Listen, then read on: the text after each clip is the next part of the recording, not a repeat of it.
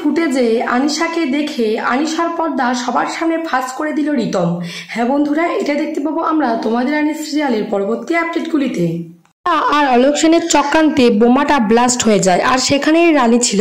এই কথা শুনে কান্না ভেঙে পড়ে বাড়ির সকলে। দুর্জয় তো ভীষণভাবে কান্না করতে থাকে আর বলে যে রানীর কেন এমনটা হলো।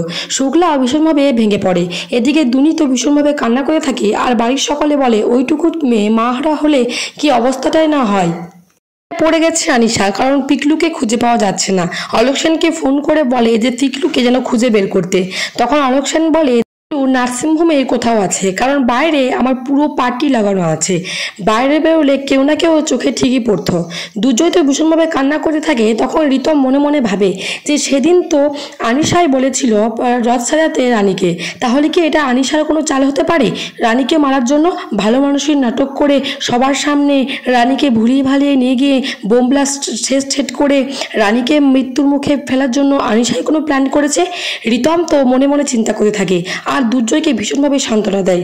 কিন্তু রিতম দিনের পর দিন ভাবে থাকে যে এটা আনিশারই কোনো প্ল্যান। তারপরে কিন্তু রিতমের মাথায় আসে সিসিটিভি ফুটেজ। তারপরে কিন্তু সেখানে নার্সিংহোমের সিসিটিভি ফুটেজগুলো পুরোটাই চেক করে। তখন দেখে আনিশাকে, আর আনিশাকে দেখতে নিয়ে রিতম মনে মনে ভাবে, কি ভেবেছো তুমি? কি আনিশা, তুমি কারো চোখে ধরা পড়বে না নাকি? এই সিসিটিভি ফুটেজ আমি বাড়ির সকলকে এবং পুলিশকে দেখিয়ে দেবো, আর তোমার সকল পর্দা ফাঁস করে দেবো যে তুমি রানীকে মেরেছিলে আর রানীকে মেরেছ। কিন্তু রিতম এটা জানে না যে রানী এখনও বেঁচে আছে। রিতম শুধু এটাই জানে যে আনিশাই পিকলুকে মারার চেষ্টা করেছে আর রানীকে মেরেছে।